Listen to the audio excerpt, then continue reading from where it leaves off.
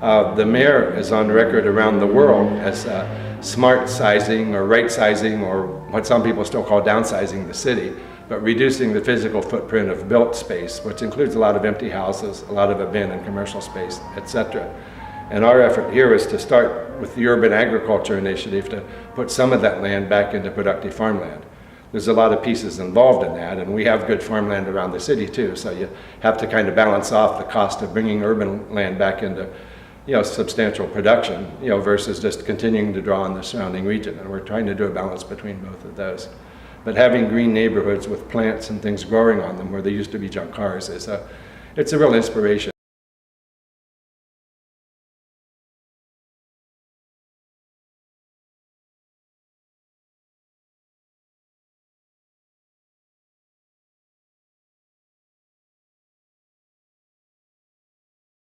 Certainly a little bit of history about how the market started. In 2003, we were lucky to have David Reed from the Kent Urban Center in Cleveland come and do a seminar, a presentation. It was part of a summer arts and lecture series. And he talked about ways to bring more vitality and activity into the north side. The city's lost almost half its population since its heyday, so there just aren't as many people here. And people that have the resources in the past have moved away and out to the suburbs. And the three congregations that participated in that all have largely suburban memberships who all wanted to see Wick Park especially, but also the other areas here, see some more activity. So the farmers market grew out of a suggestion to have some kind of community social gathering that would let people come together and do things. Next in that series, I and a couple other people gave a talk on where have all the farmers gone.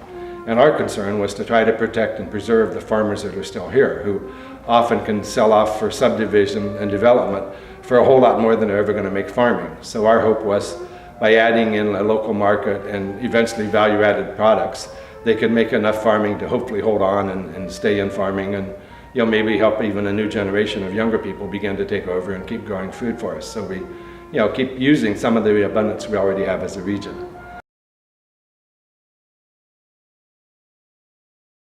Up till now, there's not been any real visible competition, and there's been a lot of high hope. The growers that produce for the market are thrilled to have the market.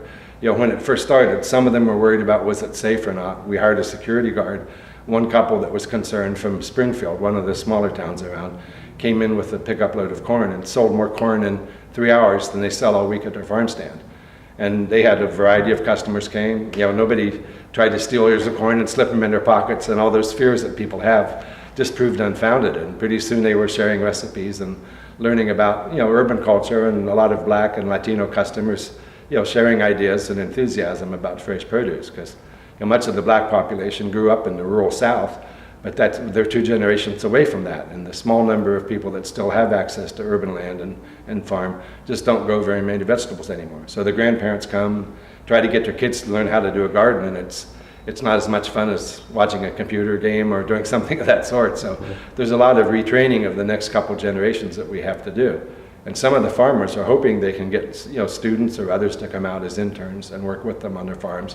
And they're more than happy to share their skills with them, because a lot of our growers are 55 and 60 and getting up in years, and they don't want their farms to go out of production, but they can't do it forever either. And the housing boom has slowed down now, so it doesn't necessarily mean they can even sell it to a subdivision, which we're happy is happening finally, that subdivision thing is running out, and smart younger consumers are buying urban houses and getting really good bargains in existing neighborhoods. So it's a whole lot of different things going together, but we haven't felt any sense of competition from farmers about urban gardening happening.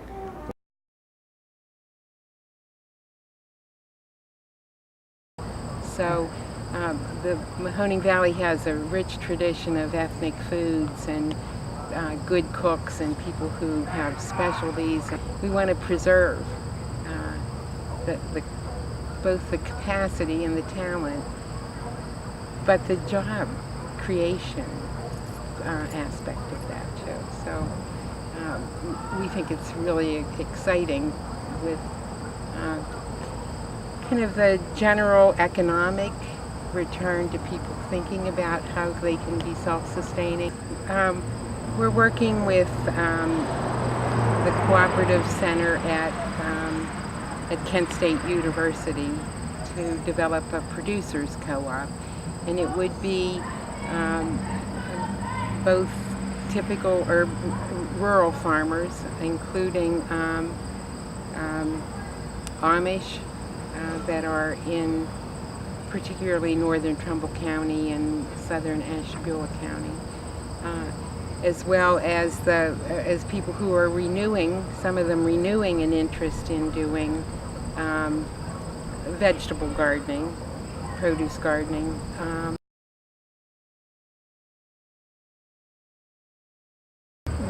Those people who have farmed for a living have so much wisdom and so much strength.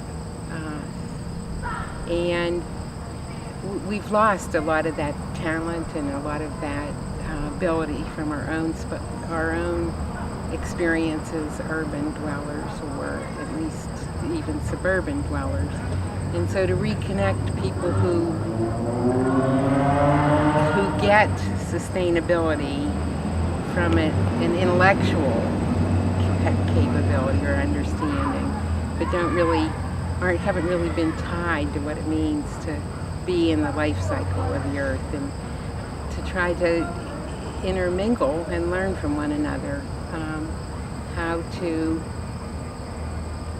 produce food and how to market it and how to benefit from it, so that the benefit stays mostly with the producer, and the producer has control over the product as much as possible.